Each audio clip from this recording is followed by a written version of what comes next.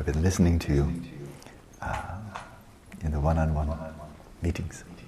Some of you found this last week a little bit intense. I don't know why, but that's what you say. And sometimes afflictive uncertainty comes up. Doubts that are not really happy doubts, eager, but more bothersome, irritating, unsettling. And of course at times it can seem like there's an awful lot of download here, a lot of information, kind of getting information overwhelmed. Yeah? Get a bit complicated. 5 paths, 10 bhumis, Mahamudra, 4 yogas, different types of shamatha. Hard to take in, hard to assimilate. So I think sometimes it's good to go back to something really simple. So if I've tied your mind up into knots, then I think you need a bit of relief from me. So you're going to get it. Not for very long. Just for 24 minutes. Then, as Arnold Schwarzenegger said, I'm back. But for 24 minutes you get a break. You get a break, okay? Because I thought it would be very nice to invite a guest speaker in.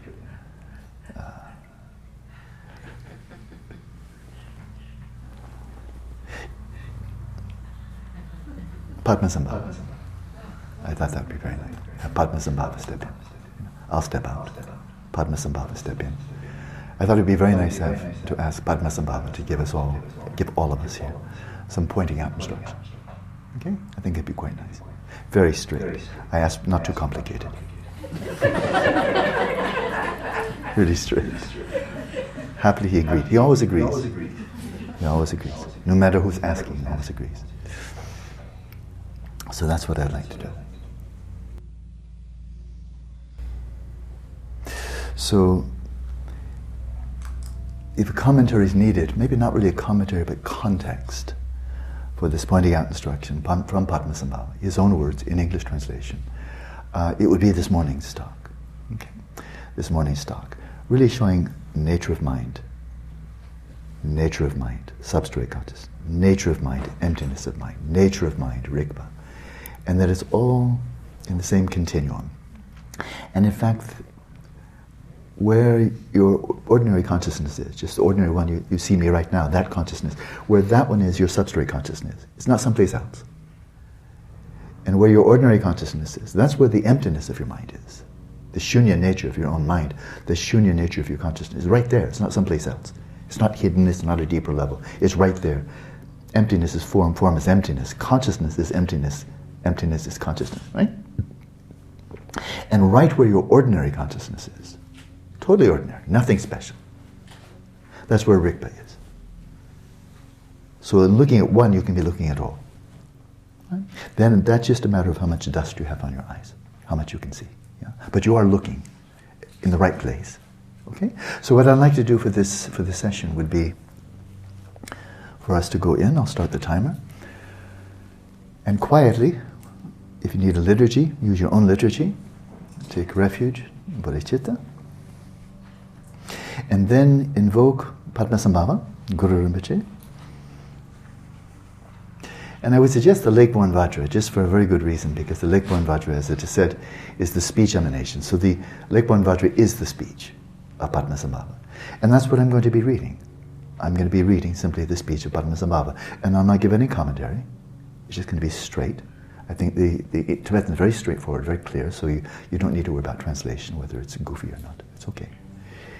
And so the speech itself, I'm going to be lending my voice. But that's insignificant. Be a woman's voice, man's voice, doesn't matter. But I'll just simply try to articulate clearly and not quickly so it doesn't go by in a blur, right? But the speech itself, it's Padmasambhava's speech.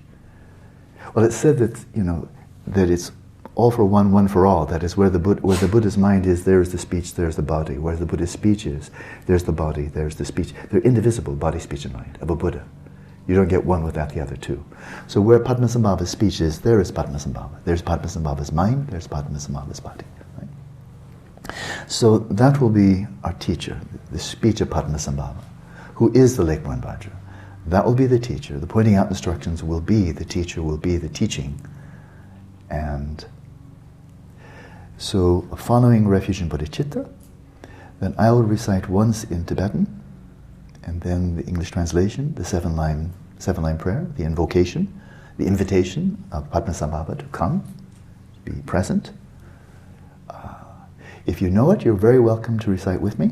And if you don't, just the Tibetan, just take it in as a blessing, but then the English will be perfectly clear. And as I recite that, the seven-line prayer, which is a tremendous blessing to that, if one is open to it, then you imagine Guru Rinpoche coming into the space of your mind. Right? Mostly the present. The visualization is secondary, the sense of presence is primary. And then just rest in simplicity, complete ease. Because it's Padmasambhava's mind, by way of his speech, speaking to your Buddha nature. If you say, what's the audience? Who's he speaking to? Is he speaking to your American mind, your German mind, your female mind, male mind, old mind, young mind? To your intellect? Some people are smarter than others. Is he speaking to your intellect? No, he's speaking right through those. He's speaking right to, pointing out instructions are speaking right to Rigpa. That's the intended audience, right? So you just listen, totally at ease, and I don't mean by any means gullible, blind faith, accept everything I'm saying, and nothing like that. Just listening with open mind, completely relaxed. Let the words come in, and then follow Guru Rinpoche's instructions if you're so inclined. Okay? Sound good? Okay. Be very simple. So really for this one, completely relax. What's coming here is not going to be tough and difficult and complicated and 4 of this and 10 of that. It's just very simple. It's very simple, okay? So find a comfortable position.